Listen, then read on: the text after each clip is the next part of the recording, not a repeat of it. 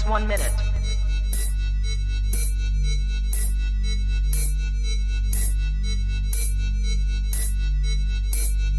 T minus 50 seconds.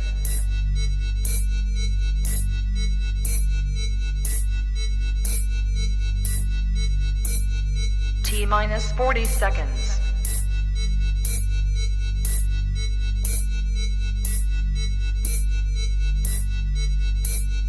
T minus 30 seconds.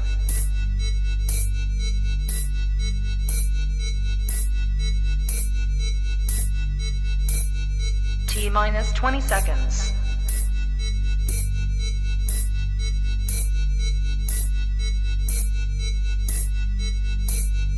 Ten, 9, 8, 7, 6, 5, 4, 3, 2, 1, 0.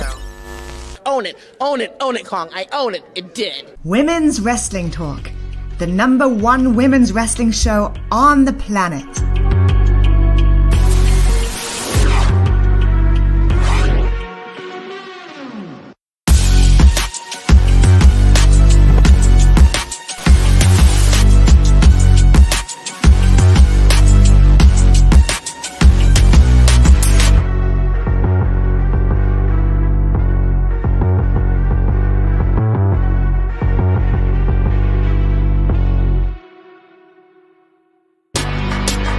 Women's Wrestling Talk, the #1 women's wrestling show on the planet. What's up, y'all? Welcome to Women's Wrestling Talk, the #1 women's wrestling show on the planet. My name is TK Trinidad. We have a WWT Live, the Monday edition, and I am not alone. This weekend has been absolutely crazy, but thankfully I am not alone. We have the professor in the building.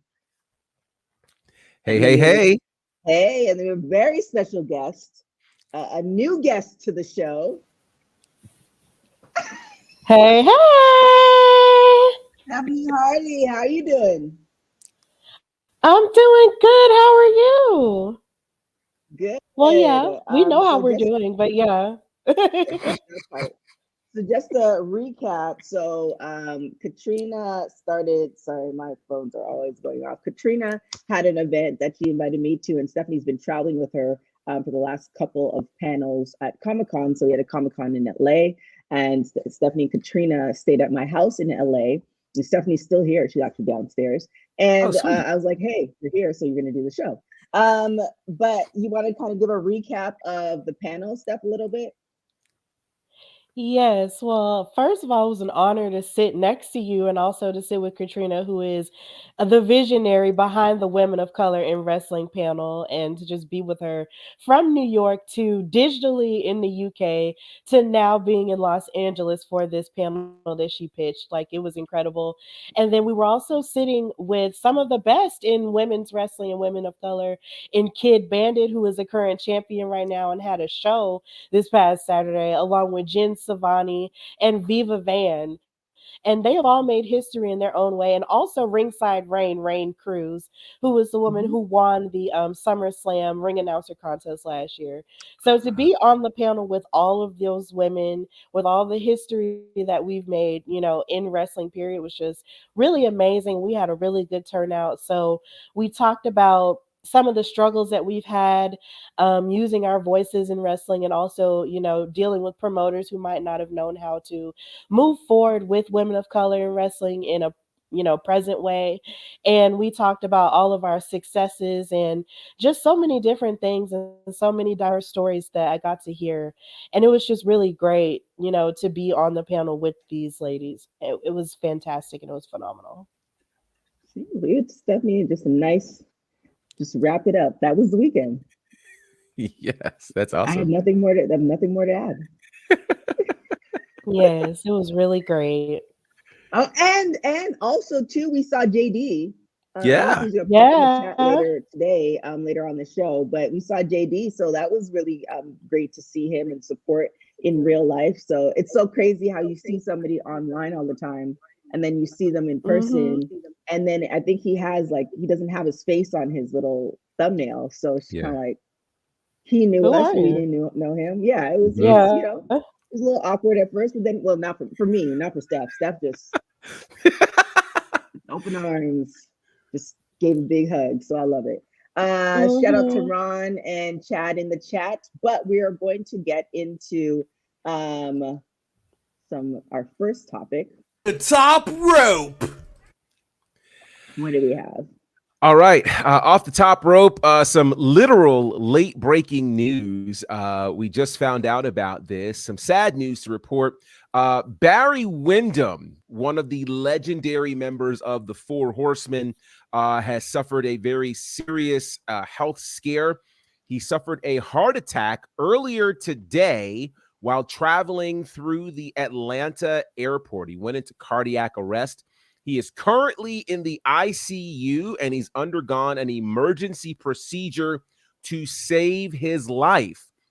And so this update came from his niece, Mika Rotunda, who is the daughter of Mike Rotunda and the sister of Bray Wyatt. Yeah, that's how this wonderful family is connected. And so, yeah, Barry Windham in the ICU. They're waiting right now to hear what this procedure is going to be and how things are going. But according to her, the future is uncertain. So certainly our thoughts and prayers are going up for Barry Windham, who was one of my favorite wrestlers. Certainly. Now, one of the things that she talked about was that he retired in the early 2000s. He's had limited work due to his medical history, so that has left him without health insurance. And so they are actually offering up a GoFundMe account for Barry Windham for those who'd be interested in participating for that. So if you go to GoFundMe and you can search for Barry Windham's name, you'll be able to find that information out. But Barry Windham, man, a former world champion, multi-time U.S. and tag team champion. Really, many felt he was going to be kind of the successor to Ric Flair when it came to all of the things that were happening there at Mid-Atlantic and in the NWA. And Ron, you're right. Former Western States Heritage champion. I think he was the greatest one. It was between him and Larry Zbyszko, of course. But Windham, one of the smoothest guys you'll ever see in the ring. Of course, he was actually part of the very first WrestleMania, for those who may not remember. He and Mike Rotunda ended up defending the tag team titles and would lose them to Nikolai Volkov and the Iron Sheik. And so a very storied career, a very celebrated and decorated career for Barry Windham. Our thoughts and prayers are with him. We definitely need him to pull through. But yeah, late breaking news coming out of Atlanta. Just a scary, scary moment, as you can imagine, going through the airport, suffering cardiac arrest. It's absolutely crazy. But yeah, hopefully everything goes well. And you know, the good thing about it happening in the airport is there are a lot of people to help. Opposed to help, you know, it happening in your home and you're by yourself. So that's the good part of it. Absolutely. So yeah, prayers definitely out to him, and hopefully he recovers and hopefully he gets the money he needs. You know, I can definitely go on a tangent about healthcare, but we won't do that. So hopefully he gets his GoFundMe and we're good to go. Yeah, let's chill about that. Yeah, I do hope everything is okay for him, considering he is a part of that amazing wrestling family, even though I wasn't able to see a lot of what he has done in his career, seeing as that was a little bit before I was born. But I do respect him and his work as a wrestler, and I really do hope that he does pull through, because I've been in not me myself, but I've had people close to me in situations where, you know, stuff like that has gone bad, but at least, you know, he was surrounded by people, and hopefully he will be able to pull through and get his healing on this side. Yeah. Sounds good. What do we have next? All right. Well, switching gears to something a bit happier, and that is more great news for the EST of WWE. No, it's not enough that she is the Raw Women's Champion. It's not enough that she's the most popular female in the WWE. She's also been doing other great work, as in preparing for a bodybuilding contest, and she participated in that in New Jersey this weekend. She revealed that on Instagram, and it's crazy because she's been training for this for the last 10 weeks. And I don't know if anybody paid attention, but, you know, she would start wearing certain cutoffs and her abs were super developed. I was like, I don't know what she's doing, but she's putting in work. And it was clearly for this bodybuilding contest for the WBFF Pro Atlantic City Pro-Am, which took place in New Jersey. So we don't know what the final results of the competition are, but she posted some great pictures over the weekend. And in that, as is typical with her wrestling gear, she created and made her bodybuilding gear as well. So she's really excited about what this has done for her. And again, just another great thing to tack onto the resume of Bianca Belair. She's legendary, and there aren't very many wrestlers who participate in bodybuilding contests while wrestling, but she did that. So that's a real testament to her. It's why she is indeed the EST of WWE. I think she also got her pro card too, which is very hard to do on the first go round. Yes. I did one fitness competition and like, you know what? I'm good. It's very grueling. You can't really eat the last day. You're literally like sucking on. You can't do sugar and salt. It's a great look, but the leadings up to it, not for me. But she got her pro card, and I do know a lot of people in the industry. And to get your pro card in the first go round is not an easy feat. So she actually got that. So definitely kudos to her. And there's the second look right there. Only Bianca. She's Stunning. incredible. She is incredible. And then with all the travel too. That's what makes it hard. I mean, usually people will just train, and not really have to continue to do anything as strenuous as work in the WWE and the travel that goes with that. I mean, think about this. A week, just literally like 9 days ago, she did War Games. And was the first one in War Games. She lasted the whole match. Like that, she is superhuman. She is special. Very, very special. I don't know that we deserve Bianca Belair, but I'm glad that we have her. There it is. Steph. Yes, me too. I was definitely surprised to see that she was doing bodybuilding because I was looking on my phone and I saw those pictures and I was like, girl, you're doing what? But it just never ceases. She never ceases to amaze me how she just, goes out and just tries things and she winds up proving that the EST isn't just something that she says she is, it's something that she really is in life. And she did say that on Twitter that she won first place in wellness and second place in fitness along with her card. So it's just like, so for her to do this and it's her first time, it's just like, ma'am, there's nothing that you can't do.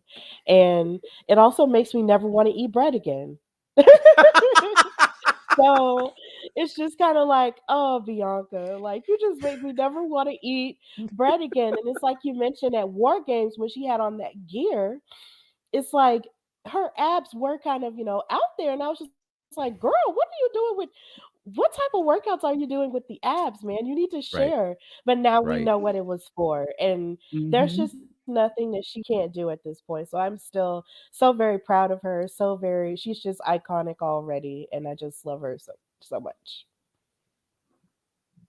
Well, there it is. Congratulations to Bianca. I'm sure we're going to see, she's just getting started as far as life and adulting. So there's probably going to be way more that's coming down the line. So as per usual, we're definitely not going to put her in the box because, to celebrate greatness. But, here we are. And what do we have next? All right. Well, this next one is of great intrigue to me. So if anybody's been paying attention to what's been going on in AEW, you know that the William Regal saga is very interesting. So at Full Gear, he turns on Jon Moxley to help MJF become the world champion. The following Dynamite, he shows up and Jon Moxley comes after him and says, go away, far, far away, and don't ever come back.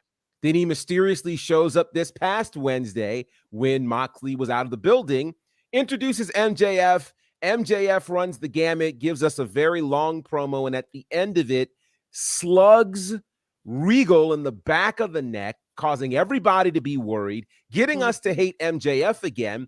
But the question is, what happens to William Regal now? And the answer seems to be that Regal is seemingly no longer all elite. Yeah, apparently William Regal is allegedly, and you know how we do around here, done with AEW. Apparently, this past Wednesday was supposed to be it, and it is believed that he is in the process of finalizing a deal to return to WWE. So the expectation is that he heads back to WWE after the top of the year in a backstage role for sure, but no particular details on what that job will be. Now, previously, he coached talent at the Performance Center. He also scouted for WWE, responsible for signing a number of talents, and he was the longtime general manager of NXT. So this puts a lot of interesting things in question, and now I guess it makes sense, the interesting tweet that Triple H put out on War Games night. If you remember, on War Games night, there was a tweet that Triple H put out that said War Games isn't the same without, and it had William Regal in a video montage of him screaming, "It's War Games." Now, I thought that was at that point a very nice, generous Triple H era gesture in the Triple H era of WWE, where we acknowledge the past, we actually mention people's names. You know, we don't act like these things didn't happen before. But maybe, just maybe, that was a precursor of things to come. Because remember, that was not this past Saturday. That was a week ago Saturday. Mm-hmm. And then this Wednesday is seemingly his swan song from AEW. Did Triple H know something we didn't? Possibly. We'll have to wait and see. But William Regal potentially back to WWE. This also kind of refutes an interesting report. Initially, Dave Meltzer had said that no, it was a 3-year deal that Regal had signed, but apparently he's kind of rescinded that comment. So maybe it was just a 9-month deal. We will find out sooner than later if Regal is back in WWE.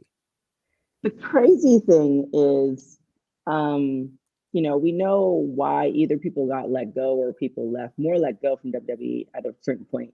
And, you know, some of them ended up at AEW. And AEW at one point was like the saving grace. It's like WWE is terrible. They don't do all these things, blah, blah, blah. And now that we're in the Triple H era, things are changing. However, the fact that people are jumping ship, there's a big difference from being fired to people actually jumping ship. Like, nah, I'm good. I'm going to go back to my former employee. Mm-hmm. That, like, it really just dawned on me. Like, if it's true, because again, you know, we can't, nobody said, we know he's gone, but nobody. Allegedly. So, if it's true and he does go back, then what does that say about AEW? That people are either rumors or not, that people are leaving is like, nah, I'm good. I'm going to go back to, you know, what I once had. Yeah. So that part, as far as management at AEW, is kind of concerning, as far as what are we doing that people are like, now that it's better here, I'm going to go back to, you know, where it was good. Yeah. It's interesting. You know, Regal spent a long time in WWE. He enjoyed his time in WWE. I'm pretty sure he didn't want to leave WWE. Certainly the fans loved him in WWE. And I do think, to your point, it is a major statement when someone as tenured as William Regal, who I believe brought a lot to AEW. I think they needed his leadership.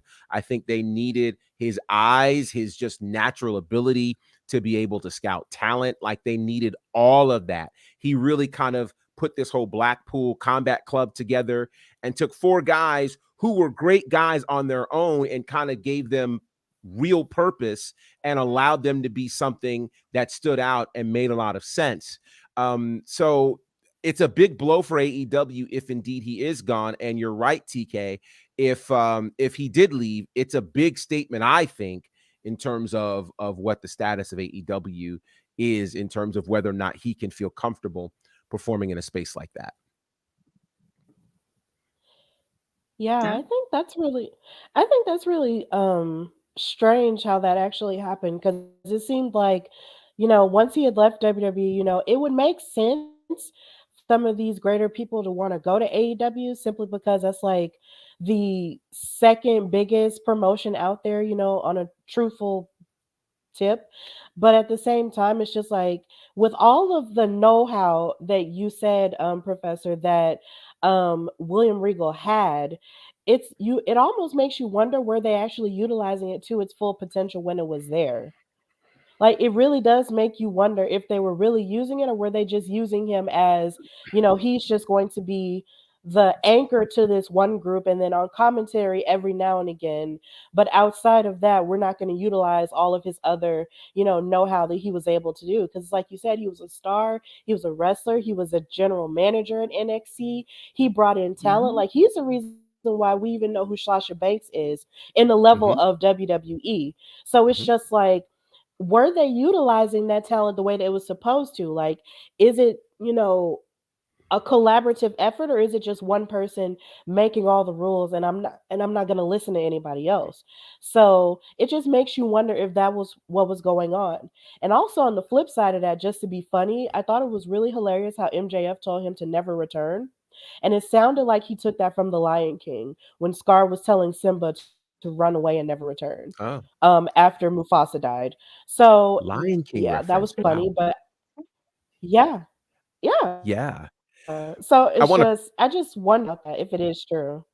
Well, let me piggyback on that particular point because dates and timestamps really do matter. So, of course, William Regal shows up in AEW on March the 2nd of this year, which it's hard to believe. Like, it seemed like he'd been there longer, but that's just how Mm-hmm. things go. Remember, it was at the end of March where a stunning announcement is made by one Tony Khan that Hmm. says, I have just purchased Ring of Honor. So my immediate first thought was, oh, this is brilliant. Regal should be in control of Ring of Honor. Given what he's just done in NXT, it would be incredible. You don't have to worry about that. He's steady Eddie, put a roster together, et cetera, et cetera, et cetera. Well, here we Mm-hmm. are 9 months later, getting ready for yet another Ring of Honor pay-per-view this Saturday. There is no general manager named William Regal. There is no general manager at all. And it does make you really wonder, how were they utilizing a talent like William Regal? It's interesting. If you look at the veterans that they have signed, from William Regal to Mark Henry, the Big Show, etc., the question is, how are you utilizing all of this immense knowledge and talent and veteran experience with still a relatively young roster?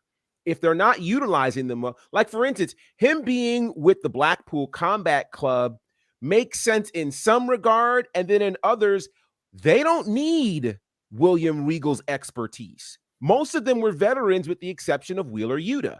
So who are the people that are really benefiting from this immense talent? And if that's not being set up, it's talent that's being wasted. And why let your talent for this business be wasted when you can go somewhere where it'll be clearly utilized? I'm actually really excited for what's about to happen for WWE should Regal show up again. There it is. So shout out to Bruce in the chat. Santana joining the chat as well. Bruce saying William Regal as GM for Ring of Honor would have been epic. It would have, Mhm. but Yeah. again, It we've really kind of would talked have. about it. Yeah, and we can kind of retire that because we don't know exactly what's going on at Ring of Honor. If Tony does have full control, or if not, or what that all looks like. But something's missing, and William would have been a great addition to. But here we are. What do we have next?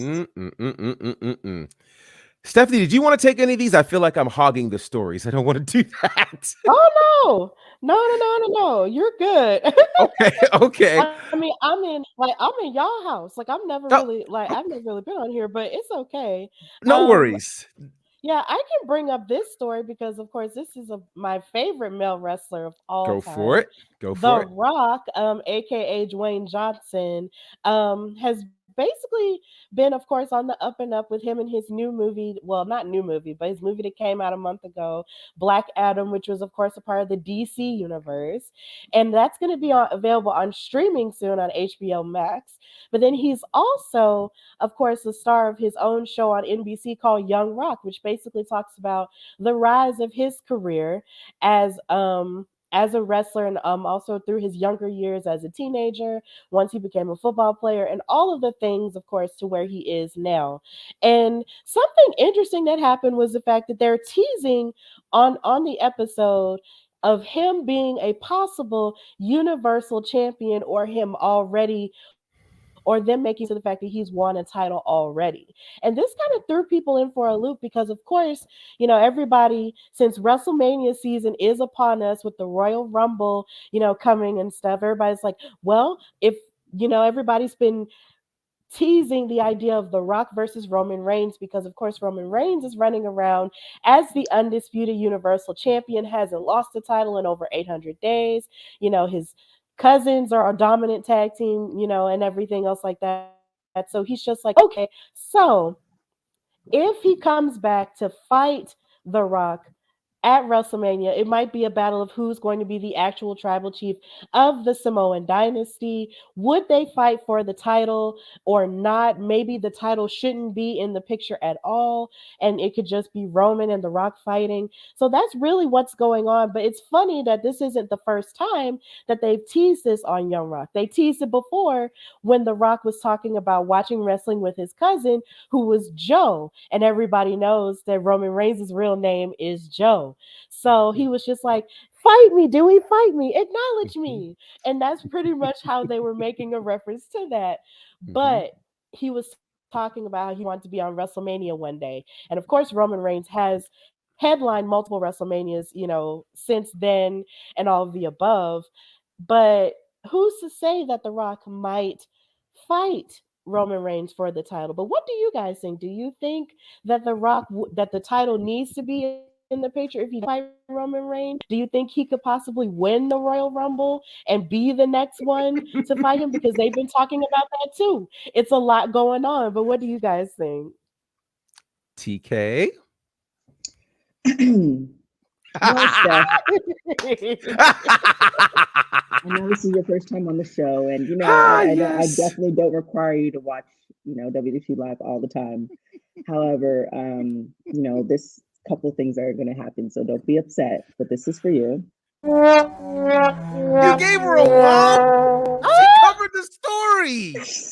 Oh, God. Then the reason why you got the womp is because this is something we've discussed at nauseum, and it is a subject that is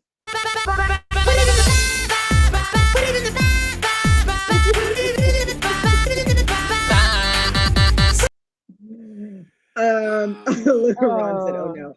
However, for those who are joining us for the first time, and I say that in all jest, for those who are joining us for the first time who haven't seen our discussions about this topic, I definitely think this would be the perfect time for The Rock to be at WrestleMania with Roman Reigns because it's in Hollywood.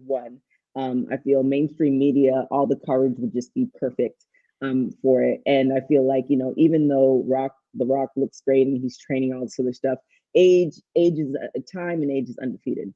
So, if we are going to get a match, it'll probably be the best time to do it now than a couple of years later. And also, too, we don't know how long Roman is going to be in WWE at the capacity that he is now.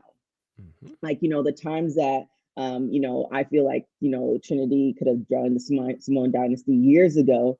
I think they missed those opportunities. We don't know what's going to happen. The times where they could have had the 4 horsewomen against the 4 MMA horsewomen, that would have been great. We missed that opportunity too. So I think this would be the perfect opportunity for it to happen.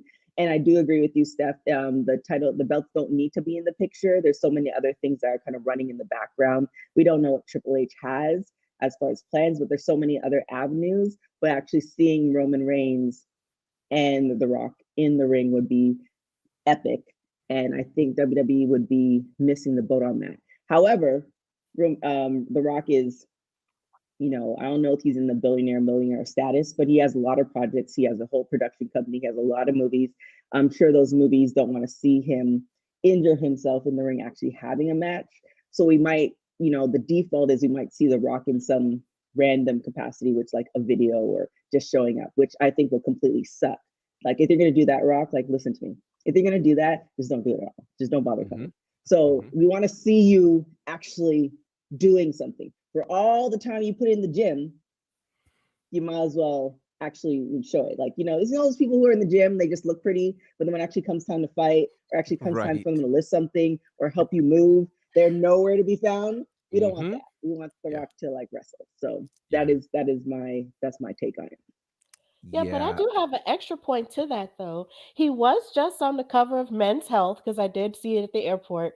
And I did purchase it, and he is in the billion-dollar status. Okay. And he is at the age of 50. And yes, he's calling it his level, like his next level. So for all we know, with all the work that he has been doing, with all the weightlifting and the weight training that he was doing for Black Adam, for all we know, he could have been training in the ring all this time. You just never know.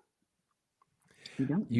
You raise a great point. I mean, if Bianca Belair could be training for bodybuilding while doing war games, it's very possible to do multiple things at once. To your point, TK, WWE, you're right, historically has missed a lot of boats at big times. We can go all the way back to WrestleMania 8, where they could have had Flair versus Hogan in the main event, and they had it sculpted to happen, and then they changed it last minute. They missed Sting versus Undertaker, which probably the last chance for that was at 31. So I think they're in the space where, to your point, they can't afford to miss another big marquee match because of the time factor. Now, when you look at time, we also look at a 55 or 56-year-old Jeff Jarrett, who's currently wrestling in AEW, a 61 or 62-year-old Sting, who is still putting it in. Like, there are people who are defying that 40-plus situation in pro wrestling. The Rock could probably do that. There's also this interesting amount of talk that The Rock could be a surprise entrant into the Royal Rumble. I will tell you this. If he enters the Rumble and wins the Rumble, the people are going to go nuts. We already know what time it is if that happens, right? Right. I think one way or the other, to everyone's point, this has got to land somehow with Rock versus Roman at Mania. It's so big, a title's not necessary. But if it is, to me, I think if you take the title out of this, this makes this a more interesting match because it's about the head of the table. And I don't think anybody's expecting, with The Rock's crazy schedule, him to walk out as the WWE champion. Right. So you automatically would think Roman would win. But without the title on the line, we're looking at something completely different. It's a real pick'em. And again, you got 2 nights to fill up SoFi. You need something super big. I think this is that thing. But obviously, we have to wait and see. And I wouldn't be mad if this happened. I'll just say that. Right. And also to piggyback off of that, however, yes, we have people who are older who are in the ring, but I'm willing to guess two things. You as the watcher, you as the viewer, watching the 20 or 30 something year old Sting in the ring versus Sting now, 2 different things. And I'm willing to bet too, if you talk to Sting himself, if he could teleport himself and take the body that he had in his 20s and 30s and the agility and all the things he did in that age and then put it now, he would do that in a heartbeat. So the fact he could still go, that's amazing. That's great. There's people who are, in their 40s that could barely move and barely touch their toes. So definitely kudos to that. However, there's a very big difference that you're going to see. It's just like seeing when we finally saw, this is a boxing reference, Pacquiao and Mayweather. They were, Mayweather, no matter what, he could still go, period. But the pretty boy back in the day, the stuff that he did then versus Mayweather that, when he finished his boxing career, because he's still boxing, 2 different guys.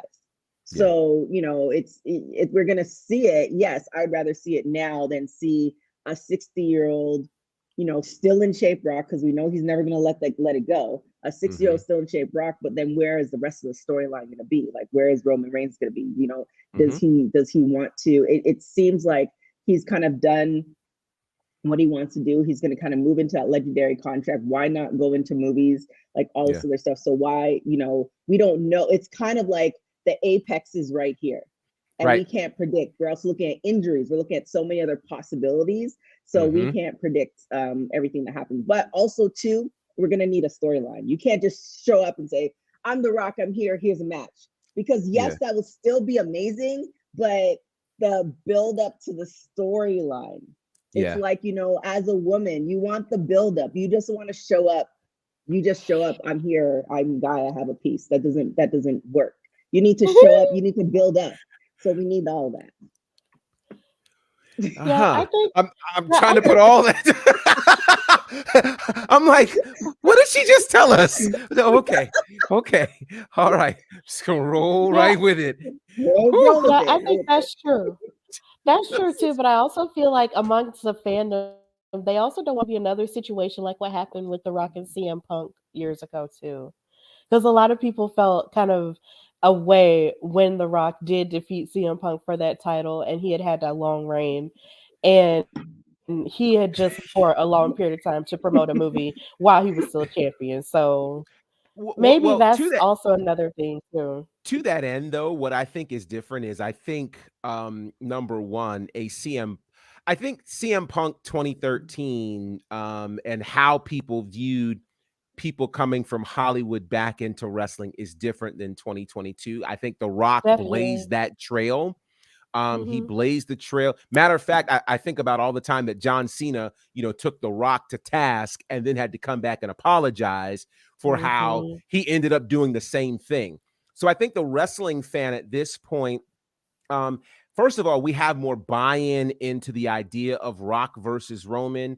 It doesn't feel like some Hollywood guy is coming back for shine, you know, getting over on the underachiever. I think it's a different scenario here. And plus we've also seen the Brocks come back. You know, we've seen the Rondas come back. We've seen the Goldberg. So I think it's something we're accustomed to. And I think our minds have been thinking about this particular match now for well over a year. So we're at the space where we're prepared for it, more prepared for it probably than WWE realizes. That is true. All right, what do we have next? Let's see. Do you want to tackle the history facts? Yep, we can do. Let's do that. Teach wrestling facts. Yeah. What do we got? All right. Well, a lot happened on this day in wrestling, and a lot of this is going to be centered around Impact Wrestling.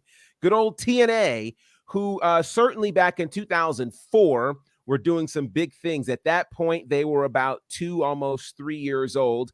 And as we mentioned earlier about former people from WWE making their way into AEW, in 2004, WCW was no more. The only other place besides Ring of Honor was TNA.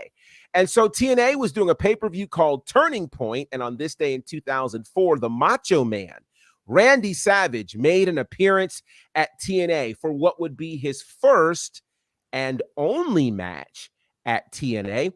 It was a 6-man tag match where he teamed, ironically, with Jeff Hardy and AJ Styles. They battled Jeff Jarrett, Scott Hall, and Kevin Nash. What we didn't realize at that moment was that same match would be the final pro wrestling match for the Macho Man, Randy Savage. Very interesting stuff there for sure in TNA. Also on that card, there was a team called Team Canada, which was Eric Young and Bobby Roode. They beat 3 Live Crew, which was BG James, that's the Road Dogg, and Ron Killings, who was K-Quick and now is R-Truth. Got it. Okay. So a lot happened there on that day in 2004 in TNA, but the TNA stories continues because this same day in 2009, TNA made another very interesting announcement, this time that the other half of the Mega Powers, that Hulk Hogan, they announced that Hogan would debut for TNA on January the 7th. And that same night was filled with another interesting announcement from Impact that they'd be moving from Thursday night to go head-to-head with Monday Night Raw. Now, we all kind of know how that turned out. It didn't turn out very good. Yeah, that move. And then there's one more thing for Impact, and that is in 2013, there was a taping that took place on this day where Magnus, who is known to the world as Nick Aldis, defeated AJ Styles in a unification match to become the undisputed TNA heavyweight champion. This would be AJ Styles' last match with TNA and Impact.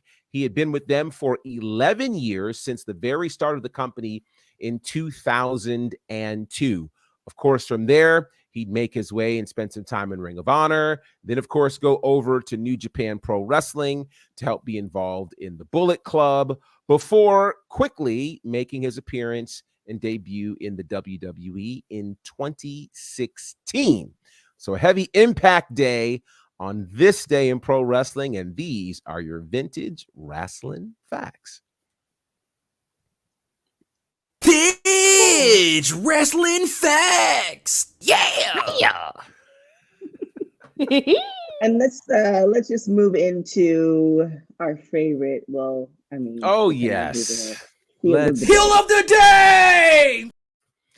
So for today's Heel of the Day, we really only have to go back a couple of days. We have to go back to this past Friday. Friday night on Rampage, which was back at its normal time, 10 p.m. Eastern, 9 p.m. Central. They had a pretty stacked card, all things considered, for Rampage. I've been actually pretty proud of AEW and what they've been doing to kind of hit the reset button after the scrum heard round the world. It felt like they were getting things on course.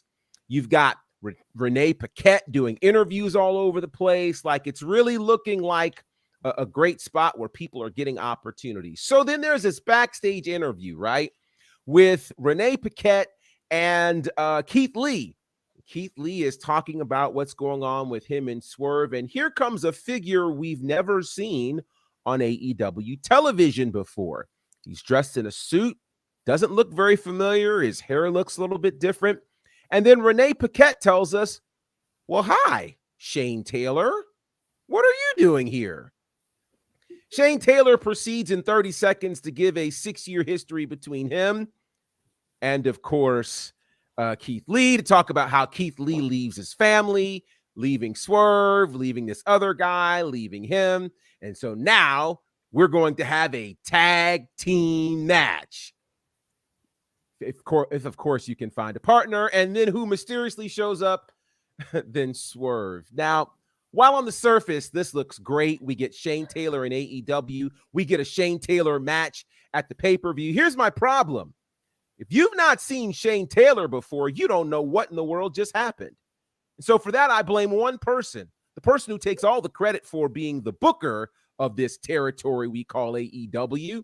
That would be you, Tony Khan, or should I call you Anthony Rafiq Khan? You have decided, sir, that the best way to introduce someone new to the public that Ring of Honor fans haven't seen on their television in a year, that AEW fans have never seen on their television, is a backstage interview where he interrupts an established star, not just to say, hi, here's who I am, but to set up a match for your pay-per-view, which is 8 days away from the time you guys aired this. Make it make sense, Tony. Make it make sense. Someone the caliber of Shane Taylor deserves a proper introduction. A longtime television champion, a former six-man tag champion in Ring of Honor, somebody who really was very, very important to where African-American wrestlers would live in a space like Ring of Honor, deserves more honor than he was given. And so I think it's an unfortunate way to introduce a major game-changing talent who we don't know if he signed to AEW, if he's doing a one-off for this Final Battle pay-per-view. We don't know. All we know is apparently that interaction is supposed to get us excited about a tag team match that's going to happen at a pay-per-view for a company that doesn't have a TV deal. Right, yeah, TK, as in the other TK. You, sir, Anthony Rafiq Khan, you know who you are. You're the heel of the day. Heel of the day! Oh, Anthony. All right, here we Like, are. am I crazy on that?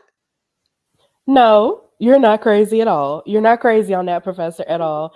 You're spot on, and you're basically speaking to something that a lot of people in the fandom have, addressed as a complaint is that they feel like occasionally, sometimes on AEW, they'll bring in people who are either from the independents or from, a past promotion that has been purchased, like Ring of Honor, and then they bring them on television, expecting us to know who they are, but in actuality, a lot of us don't. So which is kind of like the way I know who Shane Taylor is basically due to the fact in the wrestling podcasting space, I have people who talked about him all the time, and that's how I found out who he was. So it's just other people in the general public who might be watching Rampage for the very first time might not know who he is. So you have to be a little bit more helpful than to just say, you, Keith Lee, we go back all these years and da da da da da da. Like there has to be something more to that. Right. Right. So At I least can some build definitely up too. understand your anger. Yeah.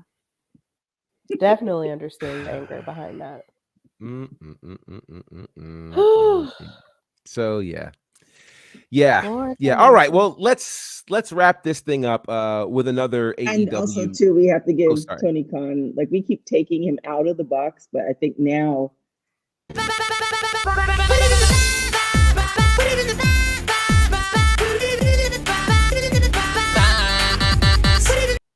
and then also low key, I'm just gonna not I'm delete gonna be Tony Khan's singing that song picture forever now. anymore because every time I delete it, we all end up doing a story on him. So I'm just Well, gonna but leave he him takes in the queue. himself out of the box. Like we don't reach in there for him. He just goes, "Here I am," Right. like the Jack in the Box. He's the Oh, Con in the box.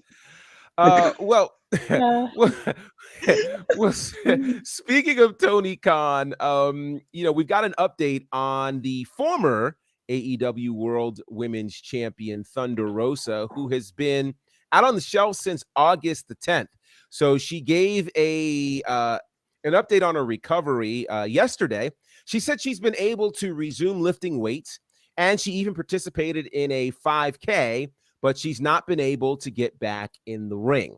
So she said she was able to do squats with a 2-pound dumbbell, and she hadn't done any lifting in the last 4 or 5 months. So that is pretty huge. So congratulations to her. She said that she did a 5K about 2 weeks ago, and she walked half of it. So there's that. She can jog, but she can't really run yet. So she's been dealing with this back injury for over a year. And it was in August that she revealed she wouldn't be able to defend her title. Now, of course, it was in September where the women's interim world championship was won by Toni Storm. And it was an interim world championship, quite frankly, until about a week and a half ago, when an update from Thunder Rosa basically said, hey, she's not going to be able to come back anytime soon. So Tony stripped the interim away and now makes Jamie Hayter a full-fledged women's world champion. So we do wish a speedy recovery for Thunder Rosa. We don't know when she'll be back at any point in time. And certainly when you're dealing with a back injury, it is pretty serious. So we hope that things are getting better for Thunder Rosa. Yeah, the fact that she can actually like do a jog walk is really, really key because you need all those muscles. It's just so crazy how intricate everything is. Your back's attached to your glutes, all this other stuff, and to actually be able to run and walk and do a half marathon, that means she's getting better. But she's phenomenal as far as exercise and everything like that. She's done MMA, she's done all this training, so her body will recruit. But definitely taking the back seriously and getting it to 100%, because the last thing you want to do is be at 70 and then do all the crazy things that you do in the ring and then injure it again, because that's never fun. So definitely a speedy recovery. And I think too, not taking the pressure off of her holding the belt, even though we don't know how long she's going to take to get back. It definitely sucks on her part because she's injured. However, I think it's going to make for a good storyline when she comes back. So yes, much recovery to her. Absolutely. Yeah. Yeah, and then when she does come back, she'll come in super hot and probably ready to get back the title that she never really lost. So I am glad that she is, taking the steps to heal, even though I know she really wants to get back in that ring because I know that's her life. But Mhm. it's like you said, TK, like if she came back at 70% and then she does all the crazy stuff, she might wind up getting knocked down to zero. And that's not what a thing that we want our favorite wrestlers to do. And, I'll always love her and appreciate her for the love that she's shown to me, my growth as a wrestling personality. So I'll always give that love back to her. I hope that she does heal and get back to 100% so she can go back to kicking everyone's butt. There it is. Well, that being said, we are going to wrap it up. Miss Stephanie Hardy, Queen of the Huggers. Where can everybody find you? Well, you can find me and all of my beautiful hugs that you may want, if you're close to me, of course, on Instagram and Twitter at Hardy. And you can listen to my show, The Hardy Wrestling Podcast, everywhere you get your podcasts, and watch it on YouTube because video episodes are now available. And Professor, where can everybody find you? Awesome. You can find me at Bonnerfied on all of the social media platforms. Big show happening this Friday, Southern Honor, our last show of the year, where we are definitely crowning a new champion. So that's going to be big. It's also my official 3-year anniversary in commentary. So I'm really pumped about that. We've got some other big shows that are coming up. Championship District Wrestling. Battle Slam has made an announcement for the top of the year, which should be a lot of fun. And of course, you can catch all of the merch at prowrestlingtees.com/Bonnerfied. There it is. And now if you're also looking for the WoW show, that's going to be happening tomorrow. But today we also have the Raw After show that's happening today. Definitely check out all our social media platforms for all those pictures, which I actually meant to pull from our, well, yes, go to Stephanie's page or Katrina's page. Also, I posted a video as well from everything that happened in the LA convention. And also those WoW interviews will be going up shortly as well. So definitely check out our website, www.talkpod.com. Check out our social media at www.talkpod. And you can follow me on everything at TK Trinidad. Thank you guys so much for joining us in the chat. We have Sammy, we have Bruce, which I don't think I've seen you before, Bruce. So welcome. Ty, Ron, Chad. So thank you guys so much for joining in the chat. And we will be back on Wednesday, 3 p.m. Pacific time, 6 p.m. Eastern. Other than that, thanks for watching Women's Wrestling Talk, the #1 women's wrestling show on the planet. Ciao, y'all. Women's Wrestling Talk, the #1 women's wrestling show on the planet.